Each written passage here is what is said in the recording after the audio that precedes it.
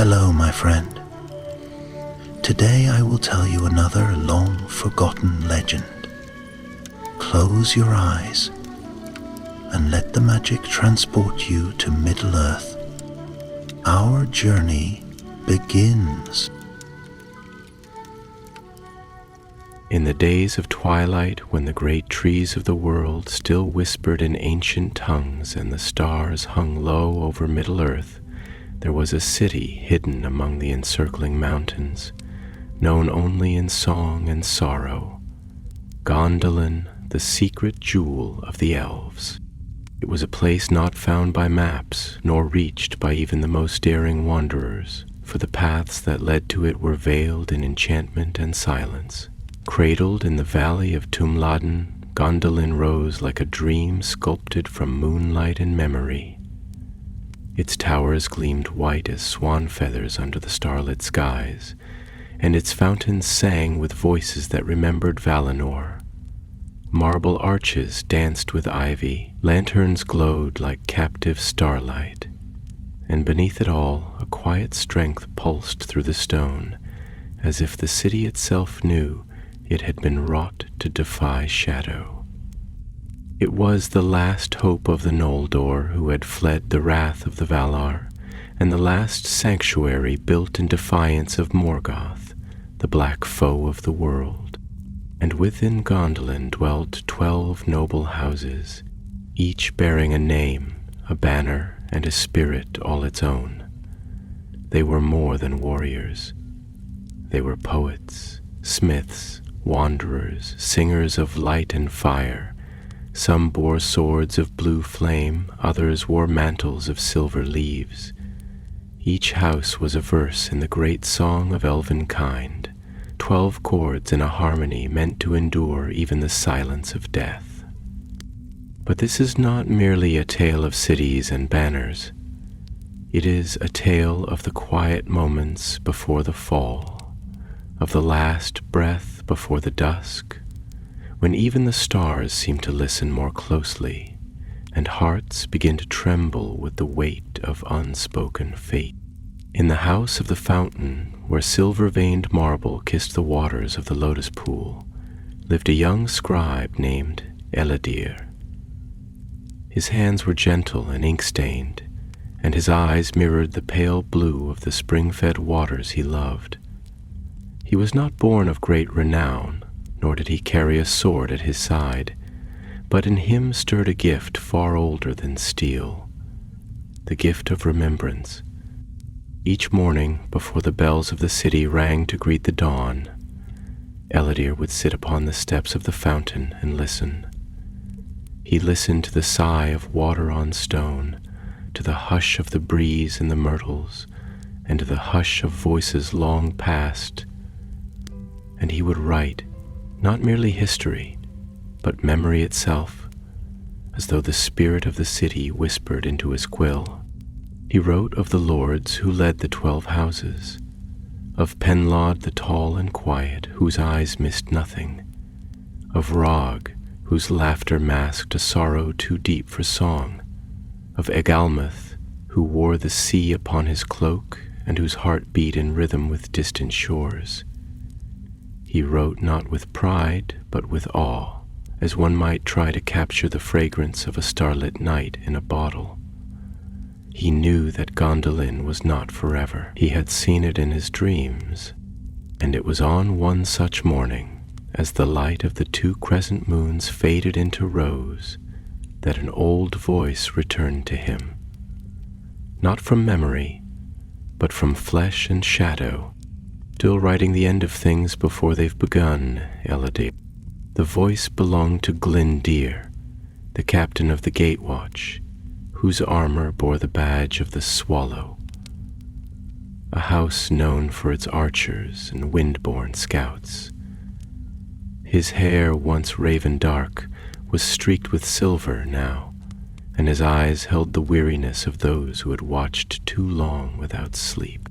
Ellidir smiled faintly, though he did not lift his eyes from the page. Is it so wrong to wish that something of beauty might outlast the fire?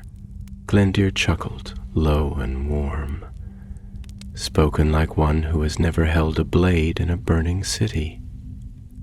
"I hope never to do so," Ellidyr replied softly. The older elf knelt beside him then, and together they listened to the fountain's gentle breath. For a long while neither spoke. The wind carried petals across the surface of the pool, where lilies swayed as if dreaming. Then Glendir said, almost to himself, "The houses gather tonight, a council, rare and full of uneasy songs." Eldir's hand paused. His ink quivered. "Why?" he asked, though he already felt the answer stir beneath his ribs. "Because there are whispers," Glendir said. "Whispers that the mountains are no longer silent, that the eagles have flown low and fast, that fire stirs in the north." And with those words, the peaceful vale of Gondolin seemed to shimmer, just faintly, as though a shadow had passed across the face of the sun. Ellidyr closed his journal with trembling fingers, the page still wet, the words unfinished. For something had shifted. That evening, as twilight gathered and the lamps of the city glowed with soft defiance, the lords of the 12 houses came, one by one, to the tower of the king. And Ellidyr, by grace of his pen and his silence, was allowed to sit among them, hidden in the shadows of the gallery where scrolls were stored and speech forgotten. He saw them in full splendor, these 12 pillars of Gondolin, each wrapped in the finery of their house, the hammer and anvil of the mole, the flame-wrought armor of the golden flower, the moonlit veils of the harp. Their voices, when they spoke, were deep and distant, as if they were remembering themselves aloud. King Turgon, proud and radiant, sat upon his high seat, his eyes clouded with a sadness that never left them. None dared speak plainly of fear, but fear hung over the chamber like frost. For word had come from the spies beyond the mountains. Morgoth, the dark enemy, stirred once more. Armies moved in the north. The plain of Anfalglith shuddered with footsteps. There had been no battle yet, but the silence was breaking. "We have been hidden too long," said Dwelin of the Swallow, his voice like wind through dry reeds. "The world burns, and we watch from ivory towers." "And what would you have us do?" cried Rog of the Hammer, his fists clenched. "March to our deaths in the north? We are not strong enough." "We must be strong enough," said Glorfindel of the Golden Flower, his voice golden as his hair, "or we shall be burned in our sleep." Turgon raised his hand, and the hall stilled. "We shall not decide in haste," the king said. "Tonight, we remember who we are. Let the voices of the 12 be heard. Let Ellidyr write what must be remembered. And tomorrow, we choose." So the lords spoke, one by one, offering not just counsel, but glimpses of the souls of their houses, and Ellidyr wrote, his quill moving like a leaf in a sacred wind. The tale of Gondolin had begun its final song, and the 12 houses, like stars before the dawn, began to shine their light, each in turn before the long night fell. The stars had begun to scatter like spilled pearls across the vast canopy of the heavens, trembling softly in the dusk's embrace, as if uncertain whether they wished to bear witness to the conversations unfolding below. Gondolin, bathed in the hush of twilight, pulsed with a kind of watchful stillness.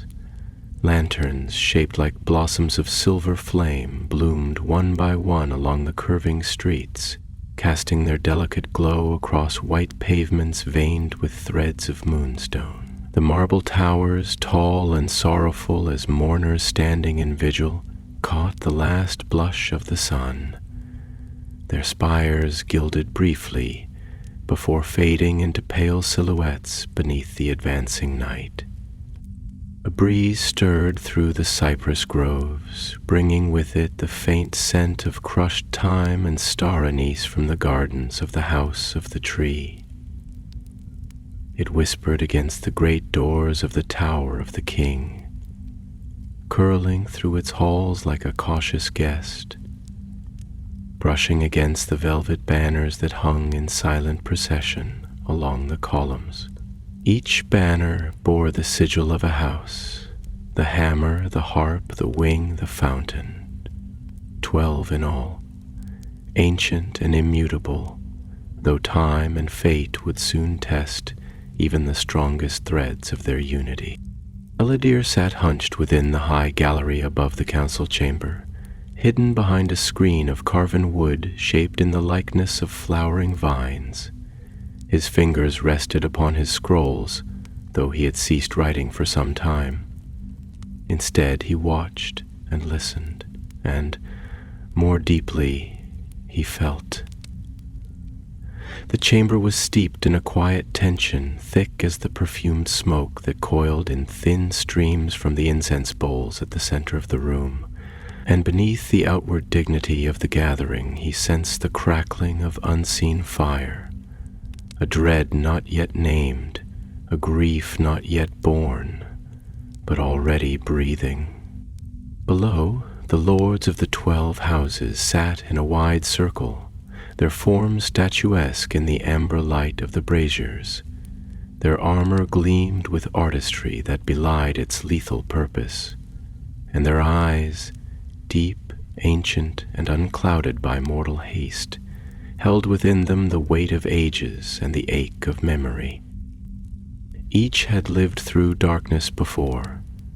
Each had known exile, sorrow, and the long road from the shores of a man to the hidden refuge of this mountain-bound realm. But something in the air tonight, the way the torches flickered as if shivering, the distant call of owls too soon awake, spoke of a shadow approaching that no wall of secrecy might defy. King Turgon, high upon his marble throne, leaned slightly forward, his hands clasped upon his knees, his white robe spilling like water down the steps before him. His brow was bound with a circlet of mithril and diamond, though its gleam seemed subdued this night. His face, noble and serene, bore that strange stillness which elves sometimes wear when their thoughts are heavy and their hope, though not yet broken, begins to strain under the burden of foresight. "Let the House of the Swallow speak first," he said, and though his voice was calm, it rang with a timbre that stirred the very stone. Duillin of the Swallow rose, his armor lacquered in hues of indigo and dusk blue, feather-like pauldrons sweeping back like wings caught mid-schlight. His hair fell to his shoulders like the plume of a hawk, and his gaze, when it moved across the others, was swift and sharp, as though seeking winds beyond these walls. "My lord," he began, and his voice, though quiet, carried the edge of wind through hollow places. "For too long we have perched behind these veiled peaks, our talons idle, our eyes turned inward. We were not made to sit in gardens and speak only of what we have lost. The swallow was born to fly beyond the light of the city, to strike where the foe least expects, and now we have word, from scouts who risked more than sleep, that the dark tide stirs again in the north. Fires light the horizons where none should burn, and foul shapes pass in silence beneath the moonless sky." He paused, his gaze faltering briefly. "I do not say we should march to our deaths, but I ask this: what is a sword if not drawn? What is a sentinel who does not warn? If we wait for the storm to come to us, we may find the gates broken before the trumpet sounds. Glorfindel of the golden flowers stirred, his voice a rich chord, deep and honeyed like sunlight caught in amber. You speak with the fire of one who would meet fate head-on, Dwylin, he said, his golden mail shimmering like fields of wheat under dawn. And I do not scorn your courage, but you must know, as all of us know, that Morgoth does not strike without design. He waits, he watches, he wears away at will, like water on stone. What you call delay, I call preparation. The roots of a tree must run deep if the storm is to pass without uprooting it. Dwylin turned to him, and for a moment Ellidyr saw the glimmer of something older than pride, something like fear, carefully disguised in rhetoric. You would call a council for every fallen leaf, he said, but even a tree must choose where it will stand. You speak of storms, well and good, but I ask you, when the sky breaks and the lightning falls, will you still be singing of roots? There was a pause, long and echoing. The silence pressed in like snow gathering at the corners of the chamber, soft but relentless. It was Egalmuth who rose next, tall and sinewy, his cloak trailing like sea foam behind him. His house, the Wing, was known for its restlessness, for its sailors and sky dreamers, and he carried the scent of brine and far horizons with him wherever he went. Must it be one or the other? He asked gently. To fly or to stand firm? We are not beasts who know only attack or retreat. We are elves, we who have seen the stars before the first sunrise. Let us not become so enamored with our banners that we forget the melody beneath the wind. There is wisdom in patience, yes, and there is valor in motion, but both lose their meaning if severed from hope. He turned slowly, his gaze sweeping the chamber, the starlight in his eyes reflecting the deep ache of those who yearn for peace, yet prepare for ruin. We left behind the shores of a man to seek freedom, but what is freedom without meaning? What is meaning without memory? Gondolin is not merely a city. She is a remembrance made stone, and I, for one, will not see her turned to ash, because we could not agree which song to sing while the fire crept closer. As he sat, the soft wind outside shifted, brushing through the stained-glass windows with a low moan, as if the mountains themselves exhaled a breath of foreboding. Above them, in the high gallery, Elidyr's fingers trembled. His heart ached with a strange, unbearable tenderness, not for battle, nor for glory, but for the fragile beauty of this moment, the glimmer of gold upon white stone, the mingled scent of lavender and smoke, the deep, aching music in the voices of those who had lived long, and yet feared they had not lived enough. He bent to his scroll once more, and this time he wrote not for memory, but for mourning. For he knew then, in the marrow of his soul, that these were the last days of Gondolin, and that even the 12 houses, proud and radiant, could not halt the march of shadow with words alone. The chamber had grown heavier, not with sound, but with the weight of unspoken thoughts that hung in the air like incense too long burning, thick, heady, and cloyed with the tang of unease. Beyond the walls, the night deepened. A tapestry of stars spread across the heavens like a scroll of forgotten prophecy, glittering in solemn hush above the veil of the mountains. Moonlight, tender and sorrowful, spilled through the high windows in silver pools that pooled along the marble floor, bathing the lords of the 12 in a ghostly luminescence. It rendered their features ethereal, almost statuesque, and in that light they looked less like warriors and more like the faded memories of an age trying to hold its place in the turning world. Outside, the trees of Gondolin whispered among themselves. The long fronds of the silver birches rustled faintly in the breeze, casting leaf shadows that danced with quiet desperation across the stone colonnades. From the gardens came the faint sound of the lotus fountains, their falling waters like distant tears echoing off marble, a subtle and constant rhythm that mirrored the pulse of the earth, steady, inevitable, enduring. The night birds had begun their slow, mournful song, a soft, melodic lament that carried through the cool air, as if even the smallest of creatures could feel the stirrings of fate.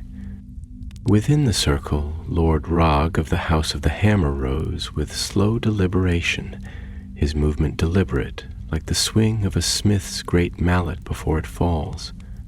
He was broad of shoulder and deep of voice, and though his armor bore the scars of many battles, it gleamed like tempered gold, forged not just by fire but by endurance.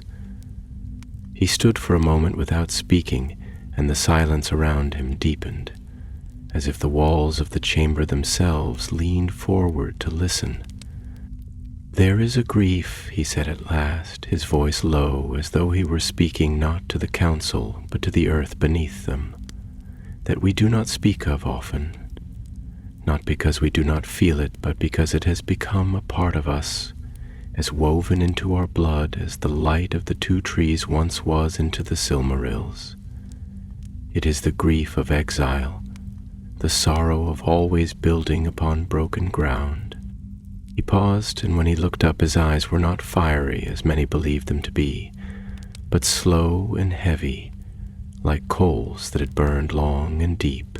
"We speak of defending Gondolin as if it is only a place, a city, stone and towers, gates and walls, but Gondolin is not just a refuge, she is a symbol, a final breath of beauty before the night takes us in full, and that is why we fear her fall, not only for our lives, but for what it would mean to the story of our people. For if Gondolin is lost, it is not just the city that dies, it is hope itself, the idea that something untouched, something unburned, something sacred can still exist in Middle-earth." His words struck like hammers, slow and sure, reverberating through the room like the echo of forge bells in the deep halls of forgotten cities. Ellidyr felt each syllable thrum through the floor beneath him, as though the stones themselves carried the pain of the Smith Lord's heart. "And so," Rode continued, "I say this not as a call to arms, nor as a cry for caution. I say it because we must understand what is at stake, not only the breath of our lungs or the beating of our hearts, but the breath of all things elven, the heart of all things noble. Morgoth does not simply burn the fields and shatter the towers. He breaks meaning, erodes purpose, silences song." A stillness followed. It was not the silence of uncertainty, but of reverence, of hearts stilled by truth too raw to name aloud. Even the torches on the walls seemed to soften their flicker, as though reluctant to disturb the weight of those words. Turgon, whose hand had not moved from the arm of his throne, finally lifted his gaze, and in his face was a weariness that no crown could bear alone. He looked not at Rog, but at the darkened windows beyond the chamber, where the starlight shivered against the encroaching clouds like a last defense against the void. "When I built Gondolin," he said, his voice softer than any had ever heard it, "I dreamed not only of walls that would stand against steel, but of time held still. I dreamed of days without dread, of a place where children might laugh and not look to the sky. I dreamed of light preserved, not in glass or jewel, but in the way one speaks a name without fear of echo. And yet time passes even here, and though the mountains rise like sentinels, they are but bones. Stone cannot shield us from memory, nor can silence save us from doom. His eyes turned then to the lords before him, and though he spoke to all, Ellidyr felt as though he was addressing him directly, as though the king could see the ink upon his fingers and knew he carried the city's soul in script. "We must choose," Turgon said, "not only between war and peace, but between truth and denial, between the comfort of stillness and the courage of song. The world changes, and we must ask ourselves, do we change with it, or do we hold fast to what we were and risk becoming stone ourselves?" Then, rising like a quiet wind breaking through smoke, a new voice entered the chamber, and all turned to behold the Lady Idril. She stood not as a lord, but as one who had always walked between light and shadow with equal grace. Her gown shimmered like woven starlight, and her hair fell in soft waves, a golden mirror to her father's silver crown. Yet her eyes were of another world entirely. They held not only wisdom but wonder, not only sorrow but the fierce, unyielding fire of hope born in defiance of despair. "Father," she said, and her words moved like music through the air, "you ask whether we change or remain. I say we do both. We carry forward the flame of what we were, but we do not let it blind us to what must be. The world beyond Gondolin is not ours to govern, but we are not without voice. Let us not become silent watchers, content to die with our memories intact. Let us become memory itself, a song so strong that even fire cannot burn it." She walked forward then, her hand resting briefly on Roke's shoulder, and the gesture was not one of alliance, but of shared mourning. "If we fall," she said, "let it not be because we were surprised. Let it be because we chose to stand for something greater than fear." And as she spoke, a gust of wind rose from the far edge of the gardens. It rushed through the stained glass, fluttered the heavy velvet banners, and stirred the flames in their sconces. Not as a warning, but as a breath, a whisper, as if the city itself were listening. Ellidyr closed his eyes. In that moment, Gondolin did not feel like a fortress. It felt like a song held on the last breath before the silence, and he, a humble scribe, would be its remembering. As the last echoes of Idril's voice faded into the hush of the chamber, a silence settled. An aching, sacred stillness, not unlike the moment just before rain falls upon a dry and longing earth. It was a silence that did not ask to be filled, but rather demanded to be felt. Even the stone walls of the Tower of the King seemed to hold their breath, as if the very marrow of Gondolin had paused in reverent consideration of the words just spoken. The lamps, flickering with quiet flame, cast long shadows that reached across the floor like the outstretched hands of ghosts. Gentle, searching, remembering. The lords did not move, nor did they speak, as though unsure whether the chamber now held something greater than themselves, something that could not be summoned again if it were shattered by noise. The air was thick with reflection, like mist curling over a still lake at dawn, and Ellidyr, seated in the high alcove, felt a tremor within him. Not of fear, nor even sorrow, but of some unnamed ache that rose from the deep well of his spirit, as though a chord had been plucked in the music of his being, a note that had waited long to be heard. Then, after what seemed like the slow passage of stars across the sky, another figure stood. His name was Penlod, Lord of the Pillar and the Tower, tallest among the lords of Gondolin, clad in robes the color of winter stone and midnight rain. His house was known not for its fire nor its wind, but for its endurance, for the quiet patience of those who bore weight without complaint, who carved meaning into the bones of the city, and who believed, perhaps more than any other, in the strength of stillness. When Penlod spoke, his voice was soft, not hushed, but woven with gravity, like the steady toll of a great bell heard through snowfall. "I have listened," he said, "to the words spoken here this night, and I find in each of them a mirror. Fragments of my own thought, scattered across many voices, like stars scattered across the dome of the night. And yet, when I seek to gather these pieces into a whole, I find myself standing before a window that does not open. A vision obscured not by blindness, but by the weight of what we have become." He turned slowly, his eyes lingering on each of the gathered lords in turn, and in that gaze there was no judgment, only the wearied love of one who had stood sentinel through too many seasons of waiting. "We have lived in Gondolin as though the world beyond the mountains were a fevered dream best left unspoken.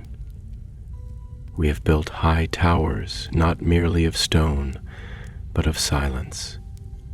And in doing so, we have come to believe that silence is peace. But it is not.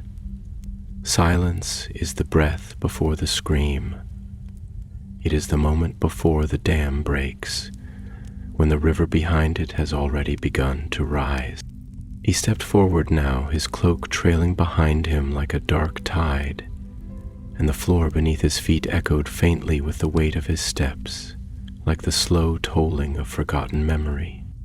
"There is a fear that dwells beneath our noble words," he said, "a fear so deep we dare not name it. We fear not only Morgoth, nor even the fall of Gondolin. We fear the end of meaning. We fear that if our city is lost, then all that we have endured will have been for naught. That the long road from Amen, the exile, the wars, the sorrow, will vanish like smoke. We fear that history is a thread too fragile to bear the weight of our story." He paused, and his next words came more slowly, like the careful laying of stones upon sacred ground. "But what is a city if not its memory? And what is memory if not a covenant, a promise to the past that we will carry its light into the future, even if the stars above us go dark?" As he spoke, the wind beyond the tower rose gently, rustling through the tall myrtles and laurels that lined the terraces. Their branches stirred like old hands beckoning toward distant lands, and their leaves, silvered by moonlight, shimmered with soft defiance.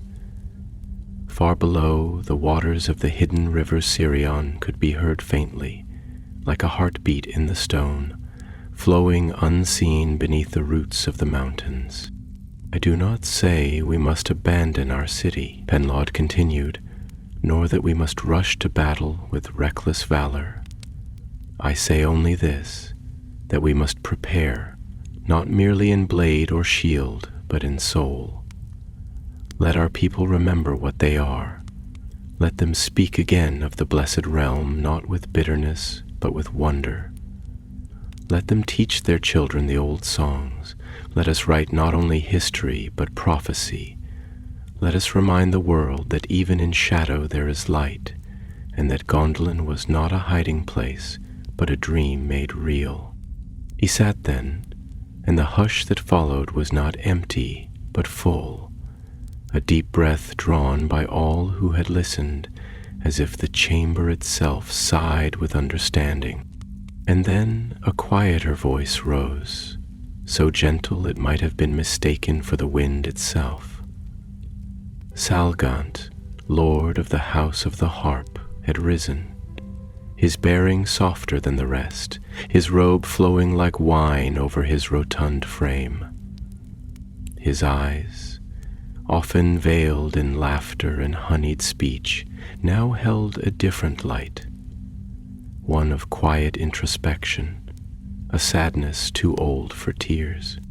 "My lords," he said, "there is much in me that quakes to speak, for I am no hero of song nor bearer of flame. My house is one of mirth, of music, of beauty, and perhaps of cowardice, some have whispered, though never to my face. Yet I say this now without jest or flourish. It is a terrible thing to lose the world, but it is a worse thing still to lose the will to sing of it." He looked down at his hands, pale and ringed with the wear of time. In laughter there is defiance, in music there is memory, and in joy there is resistance. Morgoth would see all things drowned in dread, would see us break under the weight of inevitability. But to smile even when the storm comes is to say that he has not won. To sing even as towers fall is to say that we were not silent, that we lived. Salgan's voice trembled then, not with fear but with feeling. Let Gondolin be remembered not only as a fortress, but as a song. And let us who dwell within her walls remember that sometimes it is not the sword, but the harp that endures the longest. As his words faded into the quiet, Eldir found himself weeping, not openly, for his tears did not fall, but inwardly, like a river breaking its banks in the solitude of midnight. His fingers, though numb, continued to write, to trace the echoes of the words spoken, not because he was commanded to, but because he must, because some truths are too sacred to be forgotten, and some moments when light and shadow meet in perfect aching balance deserve to be held forever. And so the council continued, with each voice adding to the tapestry of reflection.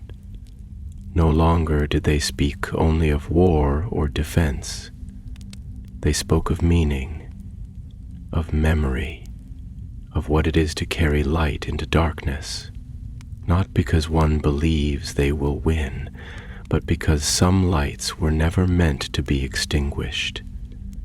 Above them the stars held their vigil, and Gondolin, the dream of elven kind, continued to breathe, slowly, deeply, like a song being sung for the last time. Outside the tower the night had deepened into a velvet silence, the kind that seems to settle not only upon the land but within the hearts of those who dwell beneath it. The stars hung like frost upon the face of the heavens, distant yet intimate, their cold light casting long threads of silver across the rooftops and cobbled streets of Gondolin. Every window flickered with the quiet breath of lamplight. Every garden lay hushed beneath the hush of midnight wind. Trees moved gently in the courtyards, oaks and laurels and whispering firs, bowing their branches not to the weight of snow or shadow, but to the unseen burden that the city now bore. Even the fountains, which had once laughed with the brightness of spring-fed joy, now seemed to murmur rather than sing, as though aware that the music of their water might echo too loudly in a world that held its breath.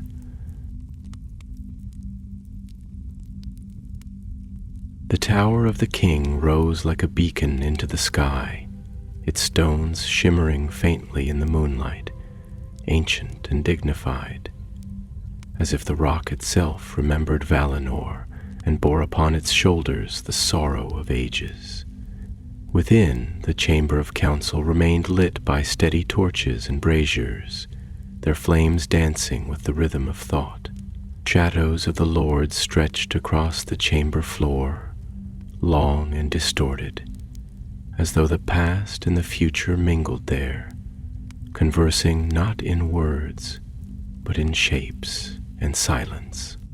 The next to speak was Elimakil, captain of the guard and steward of the outer ways, a man of few words, known more for the calm precision of his sword than for the voice of his thought.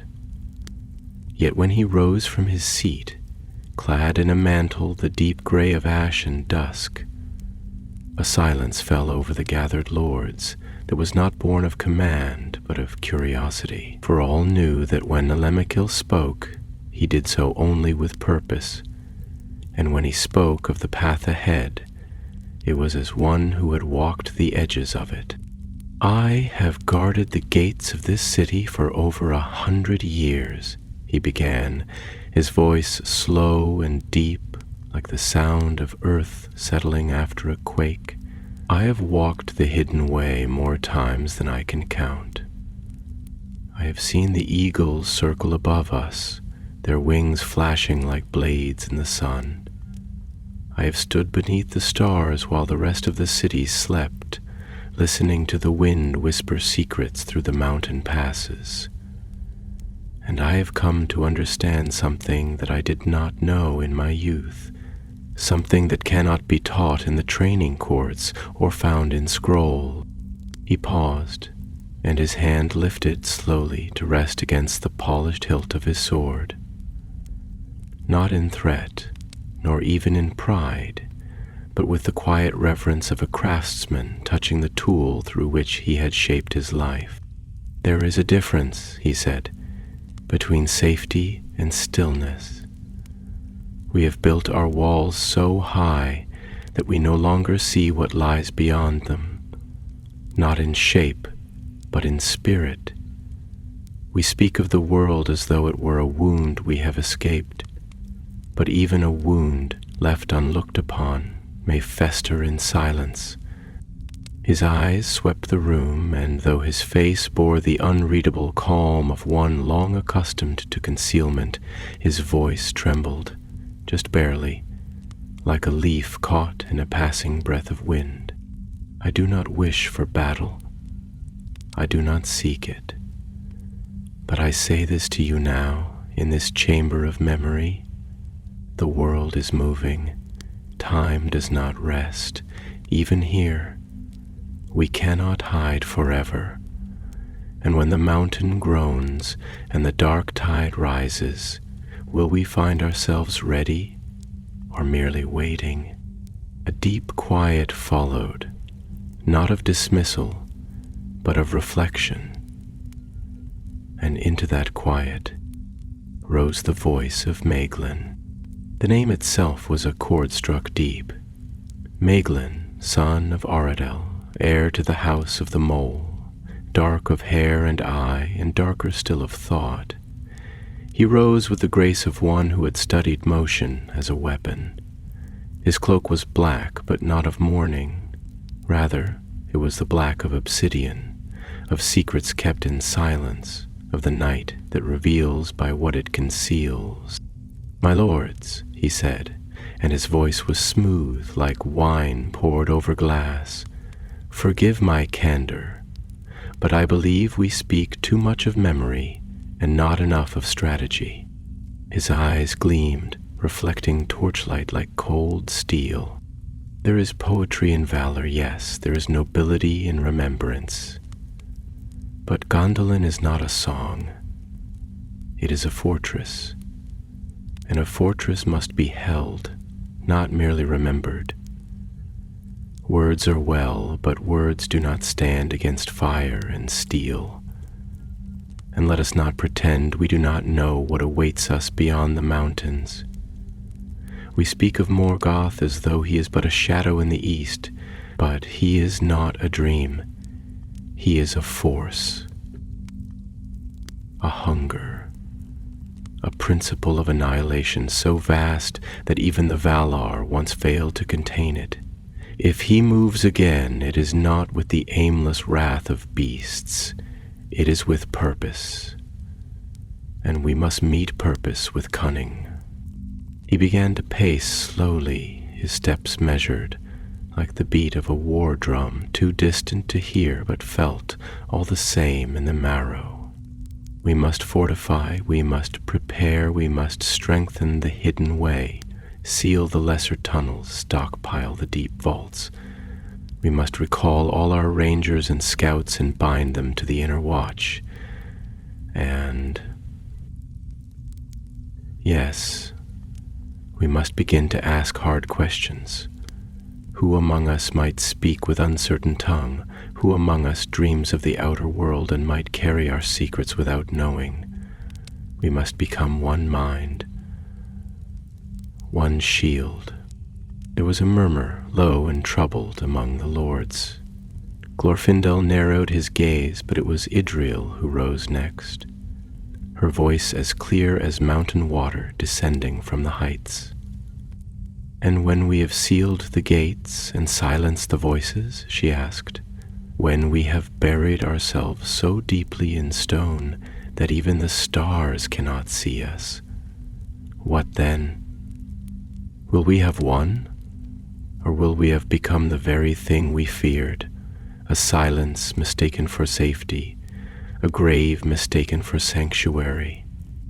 She turned to Maeglin, her expression soft but unyielding. "You speak of strategy. I speak of soul. A city that forgets how to breathe becomes a tomb, Maeglin, and a people who fear their own shadows will never see the dawn." Maeglin did not answer. He bowed, a gesture half mocking, half resigned, and took his seat. But Ellidyr, still seated in the gallery above, felt the sharp edge of the moment cut through him like a knife across parchment. For he had seen the look in Maeglin's eyes, not of fear, nor even ambition, but of longing, a longing so deep it had turned to stone, and so hidden it had become armor. Below him, the council shifted again. Voices rose, questions turned to declarations, then faded into silence once more. Outside, the wind stirred the garden trees, and somewhere far away, a nightingale called out, its song rising and falling like a question unanswered. Gondolin endured. But something had changed. The lords could feel it, and so could the stone beneath their feet. Night waned slowly, yet the dark lingered over Gondolin as if the stars themselves were reluctant to leave. In the high towers and the hidden gardens, beneath archways overgrown with flowering vines, and within halls carved with the art of ages, the city held stillness like a prayer. A kind of breathless, reverent suspension settled across her silver-veined stones, not as though nothing were happening, but as though everything, every unspoken thought, every faltering hope, every fear buried deep in the marrow of her people, was waiting to be named, to be sung aloud or wept into the silence.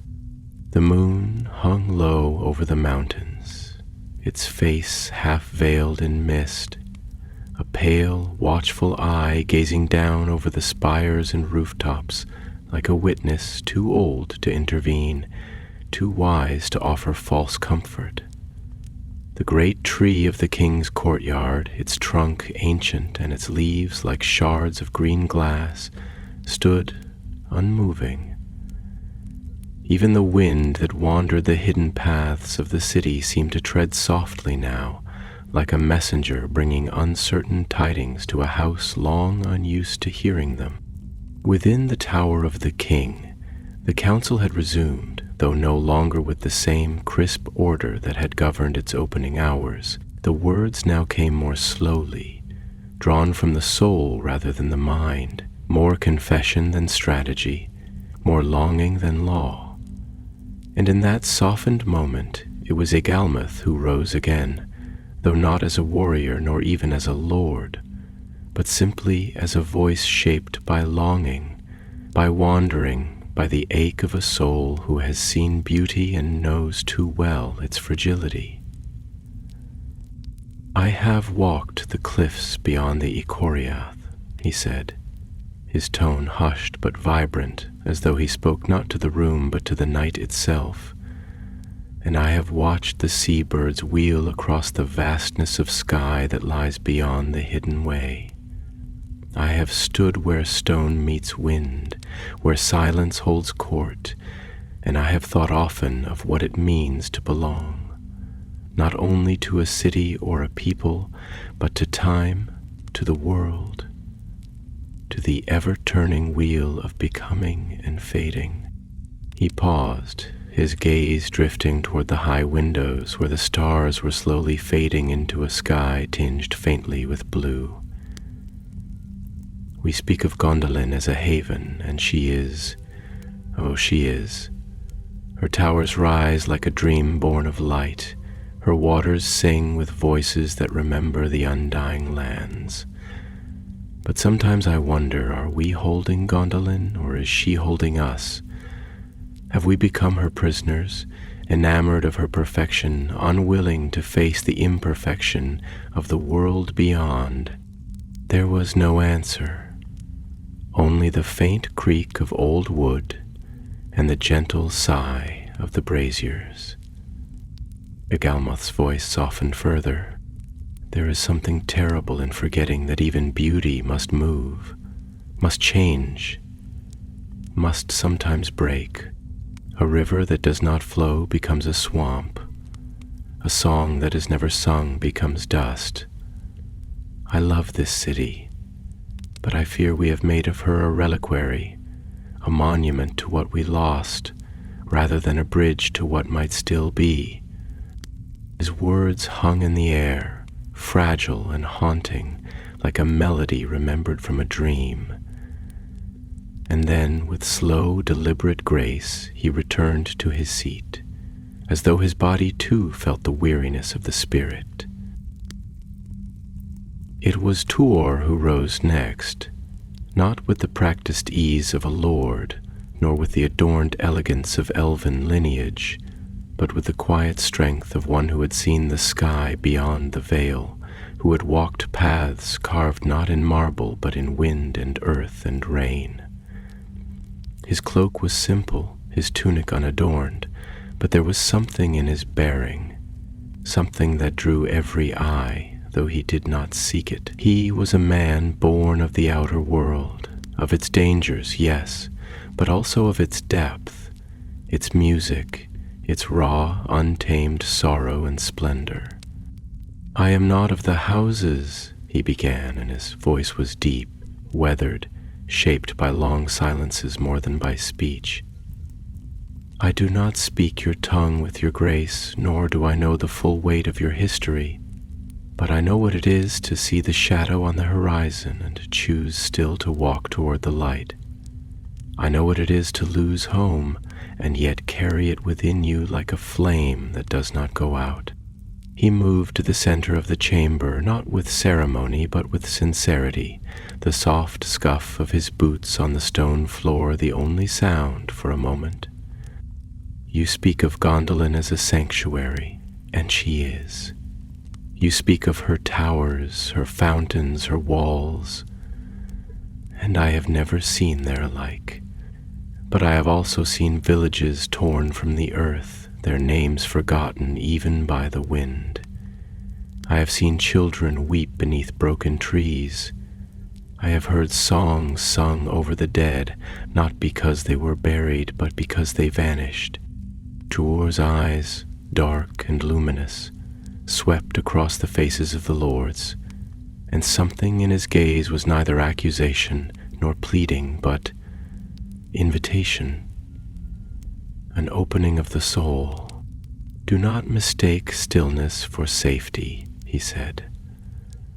"Do not believe that if we do not move, we will be spared.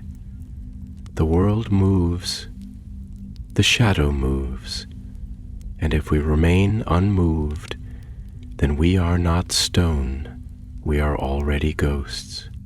He stopped, his breath catching just slightly, and in the silence that followed, something shifted. Not in words, but in the atmosphere, like the first wind before a change in the season. It was as though the chamber itself had inhaled. Idril stood again then, and her voice came like morning light spilling through a storm-shattered sky. Quiet, soft, and inevitable. "I believe we are beginning to see," she said, not to counter nor to persuade, but as one offering a mirror to what had already been glimpsed. "Each voice here tonight has held a fragment of truth, each one a star, distant and distinct. But stars, when seen together, make constellations." She walked slowly, her hand trailing along the edge of the marble table, her fingers brushing it like a harper seeking a forgotten note. "We are the last hope of our kind, yes, but hope does not mean hiding. It means choosing to believe in the face of certainty, choosing to sing when silence tempts us, choosing to rise when fear tells us to remain. Gondolin must endure, but endurance is not simply the absence of ruin, it is the presence of courage." She turned at last to her father, to Turgon, who had sat for long hours in silence, his face a mask not of stone, but of sorrow. "You once dreamed a city of light, Father. Dream now of a people who carry that light, even if the walls should fall. Dream not of survival, but of purpose." And with those words, she returned to her place, and the chamber was still. Turgon remained seated. The firelight touched his face, casting lines that had not been there when the meeting began. He looked toward the great windows where the horizon was beginning, just barely, to pale. Dawn approached, slow, uncertain, but inevitable. He had not spoken in some time, but now, at last, he rose, and the silence that greeted him was absolute. "I have heard your voices," he said, and the sound of his words was unlike before, lower, more human, stripped of grandeur. "And I have heard my own thoughts echoed, scattered among your fears, your dreams, your doubts. I do not know yet what we shall choose, but I know now that to remain unchanged is to be untrue, to you, to Gondolin, to myself." His gaze turned toward Eladir, and for a heartbeat the scribe felt the weight of that look, a quiet, almost imperceptible nod that said, "Write this well." Turgon looked out to the stars one last time, then down to his people. "We will meet again when the sun has risen," he said, "and we will decide, not out of fear, nor out of pride, but out of understanding." And so the council was adjourned, and outside, the first golden thread of dawn began to unfurl across the sky, weaving itself into the story of Gondolin. Dawn did not break upon Gondolin with fire or thunder, nor did it come quickly, as though eager to pull the city into the motions of a world that now turned with foreboding haste. Rather, it arrived like the slow opening of a great eye, reluctant and sorrowful, bathing the hidden valley in a soft, reluctant gold that trembled on the edges of shadow. The towers, still veiled in the last breath of night, caught the morning light like ancient obelisks, their white stones glowing faintly as if recalling dreams of the two trees. A hush lay upon the streets, not of slumber, but of reverence, of expectation. Gondolin, carved in secret and sustained by secrecy, had always breathed with a rhythm separate from the world, but now she held her breath in a new way, not to conceal but to listen. The city awoke slowly. The artisans of the House of the Hammer returned to their forges, but the song of steel upon steel rang softer now, as if even the anvils grieved. In the high courts of the Golden Flower, the scent of crushed herbs and morning lilies lingered in the air, but fewer voices were raised in morning hymn, and even those that sang did so with a note of questioning beneath their melody, as if unsure whether the world would still recognize the tune by evening. Children of the House of the Tree played beneath the bowing boughs of the inner gardens, their laughter like bird calls piercing the heavy silence. But their guardians watched the sky more than the children, eyes trained upon the mountain tops, where the light had not yet fully touched. In the scriptorium of the House of the Fountain, where waters whispered eternally over marble and light pooled in rippling mosaics, Elidhir sat alone, his hands resting upon a blank scroll, though his mind was filled with pages.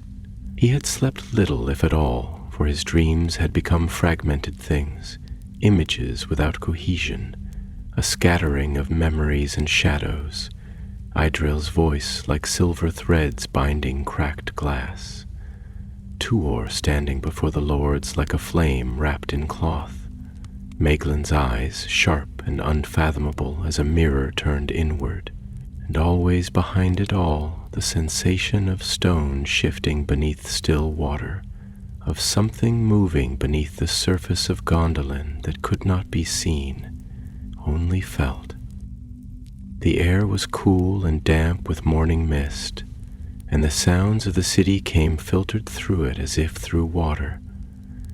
Distant bells, the slow toll of gate chimes, the flutter of wings against glass, light danced upon the white floor in pale rivulets, refracted by the thin curtains that swayed gently in the breeze, and every detail, the sigh of fabric, the scent of wet stone, the warmth of sunlight brushing his cheek, seemed more vivid than it had the day before, as though the world itself was trying to impress its presence upon him, to be remembered before something unspoken arrived to change it all.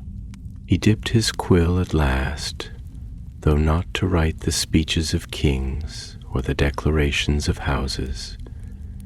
Instead, he wrote something quieter, a thought perhaps, more than a record. To preserve is not merely to defend.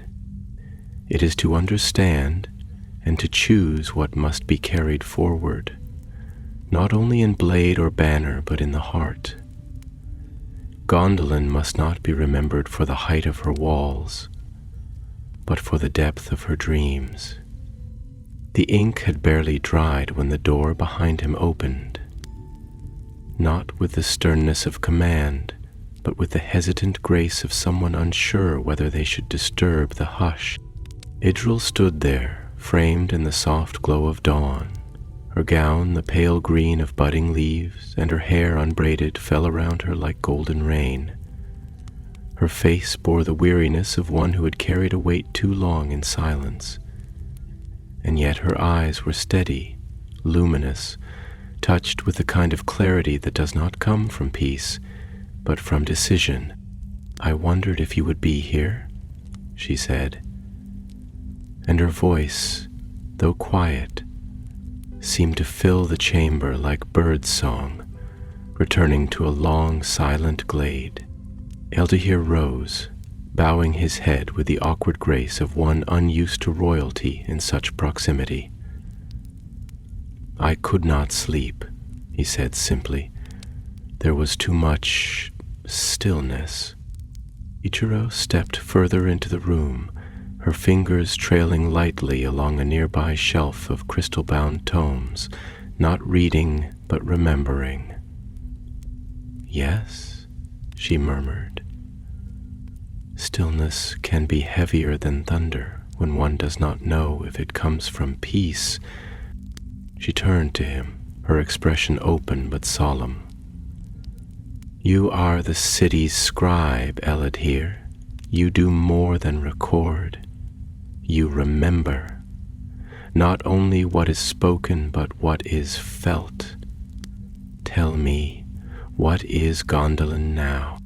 He hesitated, the question immense, as though he were being asked not for fact, but for essence. She is listening, he said at last.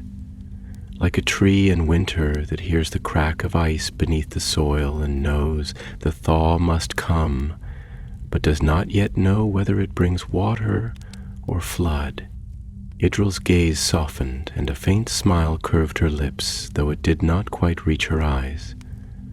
A poet's answer, she said, and perhaps the truest kind. She walked toward the wide window that overlooked the city's western edge, where the walls met the sheer cliffs of the Akorioth. Mist curled along the parapets, soft as breath, and below, the rooftops shimmered faintly, as if the whole city were held within a dream that had not yet chosen to end. I used to believe that Gondolin was a jewel hidden from the world, she said, a final echo of the light we left behind. But now I think she is a song, unfinished, and we are all merely the notes that will determine how the melody ends. Elidhir stepped beside her, drawn not by duty, but by a shared stillness, a shared ache. What do you think will be decided today? He asked. Idril was silent for a long time. Then she said, I think today we will begin to remember not only who we are, but what we are still capable of becoming. And I think that memory, if we are brave enough to face it, will demand action, not because we wish to fight, but because we must choose whether Gondolin is to be a monument or a message. Elidhir let the silence settle between them again, but this time it felt different. Not empty, but full, like a page that had not yet been written upon, waiting patiently for the right word. And far below, in the streets of Gondolin, the city stirred, not with alarm nor with certainty, but with that quiet awakening that comes when a dream begins to turn into choice. The sun had at last pierced the veil of mist that had clung to the shoulders of the mountains, pouring over the hidden vale of Gondolin in long, languid shafts of gold. Warm and soft as breath, the white towers rose like frozen music against the pale blue sky, and every spire shimmered faintly in the light, as though the stones themselves were drawing warmth from the morning. Birds wheeled in slow, reverent arcs above the rooftops, their wings catching fire in the sun, and the trees, silent witnesses to the slow passage of countless seasons, stood tall and trembling in the hush, their leaves rustling like whispered prayers. The city seemed wrapped in a strange tension, not of panic, but of suspended anticipation, like a harp string plucked just enough to quiver but not enough to sound. The fountains still flowed, the smithies still rang with quiet labor, and the children still played, but all with a subtle undercurrent of distraction, a quiet watching, a listening for something they could not yet name. Gondolin was no stranger to silence, but today it was a silence not born of secrecy. It was the hush that precedes decision. Within the high hall, the lords and captains of the 12 houses gathered again, beneath the great dome of lapis and gold. Above them, the dome itself had been shaped to resemble the stars of Valinor, and even now, in the full light of day, the stars seemed to gleam with a pale, dreaming light, as if echoing the memory of that lost western land, a place that still lived in the blood and bone of every elf in the room. Sunlight filtered through the great stained glass windows, casting rivers of color across the marble floor, blues and greens and deep solemn purples, washing over helms and cloaks, reflecting in eyes that had seen too much and yet still chose to remain. Turgon stood at the head of the hall, tall and robed in white and silver, a crown of mithril upon his brow, though it sat now with less weight of majesty than of mourning.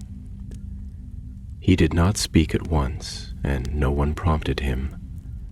The lords waited, still as carved stone, each one bearing the silence differently, some with bowed heads, others with eyes closed as if in prayer, and a few, like Glorfindel and Rog, standing like statues ready to spring into flame.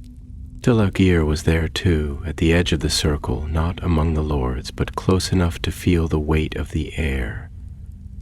His scroll was unrolled before him, but for a long time his quill did not move. He watched Turgon, and he wondered not what the king would say, but how deeply the words would cost him.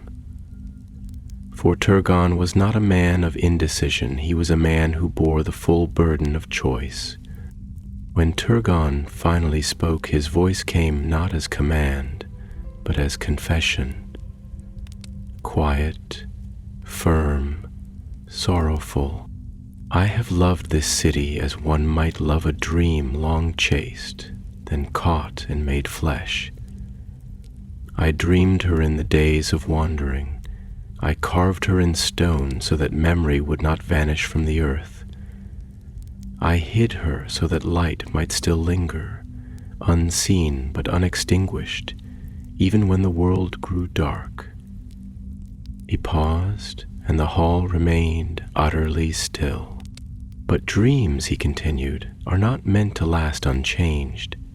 A dream that is kept too long becomes something else, becomes shadow or illusion or burden.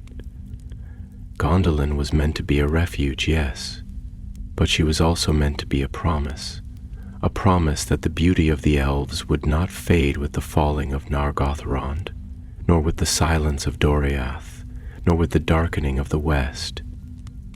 And if we remain hidden forever, what then becomes of the promise?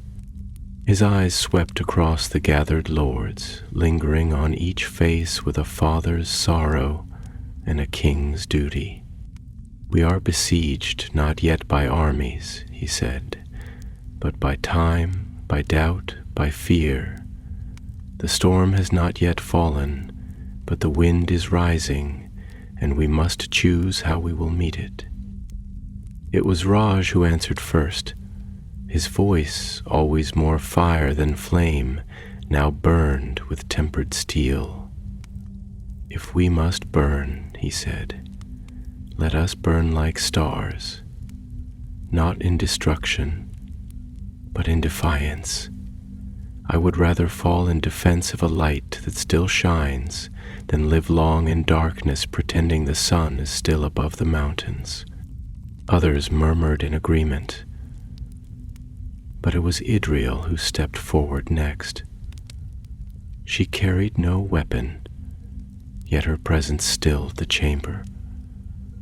The sunlight through the windows touched her like a benediction, turning her hair to living gold and her eyes to twin mirrors of sky and sea. My father speaks truly, she said, but there is more. Gondolin is not only a city of warriors or of wisdom or of walls. She is also a city of children, a city of gardens, a city of song. If we choose to open our gates, if we choose to stand, we must remember what we are defending, not merely names carved on stone, nor glory long faded, but the possibility of a future where such beauty might still be made. Her voice trembled slightly, but she did not falter. And yet I also say this: we must prepare not only for battle, but for memory. If Gondolin falls, let her not vanish. Let her be carried in story, in song, in blood. Let the world know we were here, that we stood, that we loved, that we did not go quietly. A long silence followed, not of doubt, but of reckoning, and it was then that Maeglin stepped forward, slowly, as if weighing each step. When he spoke, his voice was controlled, but beneath it ran the current of something darker. Resentment, perhaps, or simply the weariness of one who had waited too long in the shadows of others' light. "I have listened," he said, "and I do not disagree with the need for vigilance, but I wonder how many here are willing to face what that truly means. Are you prepared to unmake what you have made, to risk all that you have hoarded in the hope that one day it might be safe again? Safety is not cowardice. Silence is not betrayal. There is power in stillness, in patience, and those who strike first do not always win. Sometimes they simply die sooner." He looked to Turgon, his gaze unreadable. "If we open our gates, if we let the world in, we may never be able to close them again." To this, Turgon said nothing. He stood long in thought, his hand resting on the arm of his chair like a mountain leaning into the wind. Finally, he turned not to the lords, but to the space beyond the windows, where the mountains stood wrapped in mist and light, their peaks gleaming like blades drawn from the scabbard of the world. "I do not yet know what we will do," he said, "but I know this. We will not do it in silence. Gondolin was not built to be forgotten, and whether we stand or fall or flee, let it be by our will and not by the slow erosion of fear." And in the high air of the chamber, in the light that had broken at last through every shadow, the lords bowed their heads. The decision was not yet made, but the silence had ended, and the city was awake that evening. The sky bled slowly into hues of copper and rose, gold pouring like honey down the long white flanks of the mountains encircling Gondolin. And the valley below grew dim not with the promise of sleep, but with the weight of dreams still undreamt. The sun, no longer blazing, retreated with grace behind the western ridges, casting long shadows that stretched like fingers across the rooftops, wrapping the city in the solemn hush of twilight. Lanterns began to flicker awake along the winding streets, each light a heartbeat, a quiet resolve, a symbol that Gondolin, whatever might come, would not go dark willingly. The tower of the king glowed like an ember on the edge of the world, its stained glass windows catching the dying sun and reflecting it back in shards of crimson and amber, as if even stone and crystal had learned the art of mourning beautifully. The river Sirion, unseen below the roots of the mountains, murmured low and constant, a song too ancient for speech yet too true to ignore. And within the deep corridors of that towering citadel, in a small chamber reserved not for kings nor warriors, but for scribes and memory keepers, Ellidyr sat alone, candlelight casting a circle of trembling gold around his hunched form. His fingers, stained with ink, moved slowly now, not from fatigue alone, but from the immense burden of what he was shaping. The scroll before him was nearly full, its surface etched with the words of the day, but also with the breath of something deeper. He was no longer merely writing what had happened. He was writing what it had meant, and meaning, he had come to understand, was not something found in moments of grandeur alone, but in the silences between words, in the lingering looks between lords, in the way Idril's voice had faltered, not with weakness, but with hope too bright to hold easily. Meaning was what allowed beauty to endure, even in the face of fire. He dipped his quill again, and his mind wandered not away from the task, but deeper into it, into the marrow of Gondolin's soul. "The city does not sleep tonight," he wrote, "for she senses what even her most faithful guardians dare not yet name. She stands as a bride before the storm, draped in glory, yes, but with eyes open wide to the coming dark. Yet she does not tremble. She remembers, she listens, and in her silence she prepares." As he paused to let the ink dry, the chamber door opened gently, and to his quiet surprise it was not a messenger nor another lore-keeper, but Tuor himself who entered, cloaked in the gray of the mountain, his face lit not by glory, but by the soft weariness of one who had stood too long between worlds. "I hope I do not intrude," Tuor said softly, stepping into the circle of light. Arose instinctively, bowing his head. "You are welcome here, always." Tuor approached the desk slowly, his eyes scanning the lines of ink like one reading not words, but the very veins of the city. For a long moment he said nothing, then finally spoke, his voice low, laden with something unspoken. "I have been wondering," he began, "what it means to belong to a place that was never meant to be found. Gondolin is more than stone, more than song. She is an idea born of loss, carried in silence, nourished by secrecy. And yet, I wonder if such an idea can live, when the world itself no longer believes in its possibility." He turned, facing the window now, where the last gleam of sunset painted his face in bronze. "Back in the days of my wandering," he continued, "when every road was dust and every breath was a prayer for shelter, I used to dream of such a place, safe, untouched, full of light. And when I found it, I thought the dream had ended, but now I see. Dreams do not end when they are found. They begin to change. They begin to ask something of us." Eldir, still standing beside his desk, nodded slowly. "And what do you believe Gondolin asks of us now?" Tuor's reply was not swift.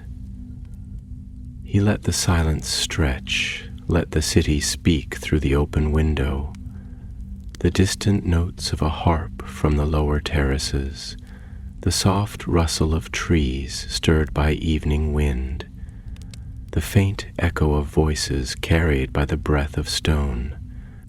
"She asks," he said at last, "whether we are willing to become the very thing we sought in her, whether we will carry her light forward, even if her walls fall, whether we will love the world, not because it is safe, but because it is worth the risk of losing." He looked back at Eldir then, his expression neither resigned nor resolved, but profoundly human. "I came here as a guest," he said, "but I have begun to believe that Gondolin belongs not only to those who built her, but to those who would remember her rightly." There was a silence between them then, filled not with uncertainty, but with understanding, the kind that does not need to be spoken aloud. And far above, the stars had begun to shimmer into being once more, piercing the soft indigo veil of evening one by one, like the eyes of old friends returning from exile. The wind moved again, stronger now, curling through the windows and setting the candle to dance, its flame bending as if bowing to some unseen truth. Ellidyr sat again, quill in hand, and with a deep breath he continued to write. The houses have spoken, and the king has heard, and though no horn has yet sounded, though no gate has yet opened, something has changed. The silence is broken. Gondolin breathes anew, not as a fortress only, but as a vow, not as a refuge alone, but as a flame, and in her breathing she remembers not only what she has been, but what she must become. Outside the valley deepened into night, but the city did not dim. Her lamps glowed brighter than ever, as though each flame were a whisper against the dark. We are here. We are not forgotten. We are Gondolin. And so the story was kept, not in sword alone, nor in stone, but in word, and in the quiet, unyielding will to remember